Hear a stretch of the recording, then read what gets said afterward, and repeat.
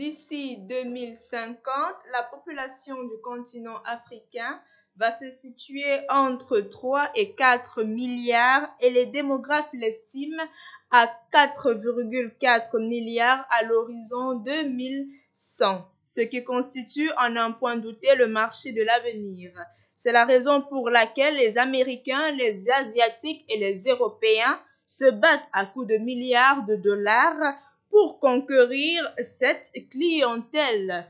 Et pour que l'Afrique se mette à table et pour mieux se servir, elle doit rattraper son retard technologique dans un recyclage express, dans le financement tous azimuts de nouvelles start-up innovantes, de nouvelles technologies de l'information et de la communication. Elle doit l'Afrique comme une oie qu'on grave pour espérer du bon foie gras, maîtriser l'ensemble des théories et des techniques mises ensemble pour réaliser des machines capables de simuler l'intelligence, de comprendre, d'apprendre et de s'adapter.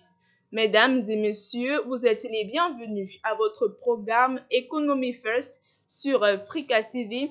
Et aujourd'hui, nous parlons de l'intelligence artificielle, l'Afrique, le marché de l'avenir. Et pour cette édition, sur ce plateau, nous recevons nos panélistes et experts. J'ai à ma droite Monsieur Christopher Omba. Bonjour. Bonjour Suzanne.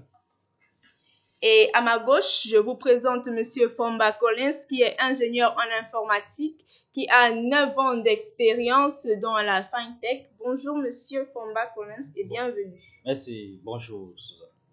Alors, sans plus tarder, ma première question se dirige vers vous, Monsieur Christopher Omba. L'intelligence artificielle est-elle aujourd'hui, plus qu'hier, la clé du changement profond de l'Afrique?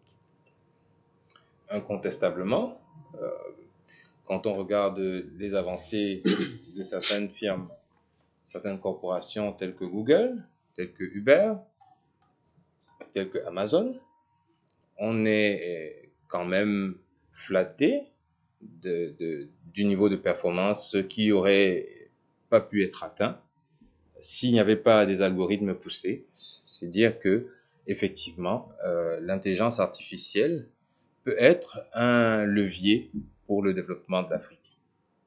Et y a-t-il des préalables pour que l'Afrique ne soit pas à la traîne de ce passage obligé vers la modernité? Il faut un certain nombre d'éléments pour préparer le terrain de l'intelligence artificielle. Le préalable le plus basique, ce serait de mettre sur pied un plan de développement numérique. Aujourd'hui, la transformation digitale est récupérée par les institutions et le gouvernement, par exemple, dans la plupart des pays en Afrique, dans les ministères, au niveau du ministère des Postes et Télécommunications. Donc, il faut un plan de développement digital à l'ensemble du pays. À côté de cela, il faut aussi mettre à la disposition des intelligences et des projets des entrepreneurs de ces domaines des fonds, puisque ça reste le problème principal. Ces technologies sont coûteuses, elles exigent une préparation intense et parfois on trouve de très très belles idées, mais il n'y a pas de fonds. Et parce qu'il n'y a pas de fonds, ces idées restent des bébés mort-nés. D'accord, merci Monsieur Christopher Omba. Monsieur Fomba, c'est quoi vraiment l'intelligence artificielle? L'intelligence artificielle, c'est, je dirais, c'est la capacité ou la possibilité de détecter ou de prévenir des comportements ou de prévenir ou de simuler des situations avant que ces situations n'arrivent. Oui, c'est à peu près ça l'intelligence artificielle. Donc, la capacité d'utiliser les technologies pour simuler ou pour prévenir des situations. Et se fait-il tard de revoir nos modules de formation dans nos écoles polytechniques? Je ne pense pas que c'est déjà tard. Déjà même, ce n'est jamais trop tard pour faire quoi que ce soit. Et je pense qu'il est même temps, vu que, tel que vous avez annoncé dans l'introduction de cette émission, il y a des géants américains, asiatiques, qui sont en train de vouloir investir sur ce domaine. Et si nous suivons l'actualité, je pense qu'il y a 2 semaines, nous avons eu un sujet qui parlait du Jumia, lorsque Jumia a annoncé qu'ils étaient la première start-up africaine à se lancer sur le New York Stock Exchange Market. Il y a eu ce débat quand le PDG de Jumia a annoncé que leurs développeurs sont essentiellement au Portugal parce qu'ils n'en trouvent pas en Afrique. Donc, je pense qu'il est temps pour nous de se positionner en mettant l'accent déjà sur la formation de nos ingénieurs, sur la formation de nos techniciens dans ce domaine qui semble être l'avenir de la technologie en Afrique. Il ne faudrait pas que les géants américains, les géants asiatiques, les géants européens arrivent encore sur place et nous disent que nous n'avons pas la compétence en Afrique et qu'il faut amener les développements ailleurs ou hors de l'Afrique. Voilà. Donc, je pense qu'il est temps de le faire. Merci, Monsieur Pomba Collins. Monsieur Christopher, je reviens vers vous. Est-ce qu'il n'est pas venu l'heure pour certains États africains de redéfinir leur politique en matière de financement et d'encouragement des initiatives à proposer des solutions intelligentes aux problèmes réels, par exemple? Absolument. D'ailleurs, ce n'est même pas une question qui doit être portée au niveau national. Elle doit être portée à un niveau beaucoup plus large, au niveau régional. Ce sont des banques centrales, ce sont des institutions, la Banque africaine de développement, qui doivent mettre sur pied des fonds d'investissement ou des fonds de garantie pour sélectionner progressivement et de la manière la plus sûre les idées qui peuvent garantir une accélération pertinente en termes d'intelligence artificielle. Je pense même qu'il faut aller encore plus loin. Quand on parle de la formation aujourd'hui, on ne remplit le verre qu'à moitié. Parce qu'en réalité, si on arrive au niveau continental à mettre sur pied des modules de formation pour répondre à une demande globale, aussi bien en français, en anglais par exemple, ou même dans les langues africaines, on aurait une unité qui permettrait à des personnes de se former dans différents domaines. Les domaines les plus importants qui tournent autour de l'intelligence artificielle, le data science, qui est pratiquement une filière qui ne se fait pas ressentir, le machine learning et tout ce qui tourne autour de la blockchain. Ces technologies doivent être dans la culture même de la digitalisation et de l'éducation sur des modules qui sont accessibles à un très faible coût. Donc ça passe par là, mais pour ce qui est, je reviens sur les questions de financement, il faut aujourd'hui mettre plusieurs stratégies, peut-être des concours, mettre au niveau des intelligences nationales des concours qui vont permettre à ce que les meilleurs projets remontent et se distinguent et que l'on puisse investir dessus pour enfin avoir des modèles qui sont spécifiquement adaptés et totalement rentables en termes d'économie d'échelle, etc. En titre de rappel, chers téléspectateurs, l'émission c'est Economy First et nous parlons aujourd'hui de l'intelligence artificielle sur Frika TV. Alors, Monsieur Pomba Collins, est-ce que les 10 millions de dollars que la fondation Jack Ma, le fondateur du géant chinois Alibaba, veut mettre à la disposition des entrepreneurs du continent africain pendant une dizaine d'années est une solution pour maîtriser l'intelligence artificielle? Je pense que c'est déjà un grand pas parce que tel que M. Christophe a précisé tout à l'heure, le financement reste l'un des problèmes dont les startups africains racontent aujourd'hui. Ça veut dire que même si nous avons des startups ou nous avons des entreprises qui se créent aujourd'hui avec des très bonnes idées, avec des très bons produits, mais qui n'arrivent pas à se faire financer, ça restera toujours à la phase d'idée et ne sortiront jamais des laboratoires pour aller au marché. Donc, je pense que les projets comme ce genre de financement sont, sont vraiment louables et vont beaucoup apporter au développement de ces startups qui vont s'intégrer dans le développement de l'intelligence artificielle. Je rappelle aussi que il y a aussi Tony Elumelu au Nigeria qui a aussi lancé quelque chose comme ça. Je pense que nous sommes déjà à la 5e année et lui comptait aussi aller sur 10 ans et on voit déjà le fruit. On voit déjà le fruit de ce genre de financement. Donc, je pense que si Jacques Ma vient aussi avec sa part et d'autres personnes, ça peut stimuler des start-upers, ça peut stimuler des nouvelles entreprises à penser des nouvelles solutions en sachant que en termes de financement, il n'y aura pas de problème.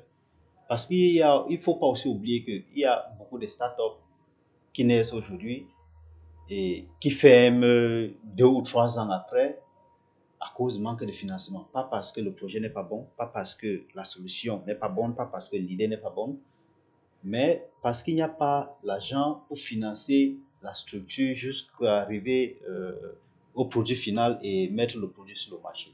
Donc, je pense que la solution, même si ce n'est pas une condition suffisante, mais elle est quand même nécessaire pour aboutir à quelque chose, à voir l'intelligence artificielle se réaliser ici en Afrique. Et vous, Monsieur Christopher Romba, pensez-vous que le financement de Jack Ma soit une solution à la maîtrise de l'intelligence artificielle ici en Afrique? 10 millions de dollars d'entrée de jeu, c'est un montant significatif. Mais quand on pense en termes de volume, on sous-entend qu'il y aura une répartition. Si 10 millions de dollars sont répartis pour un nombre d'approximativement 1 milliard d'habitants, vous voyez que ça devient compliqué. Mais c'est une attention, c'est un geste qui doit attirer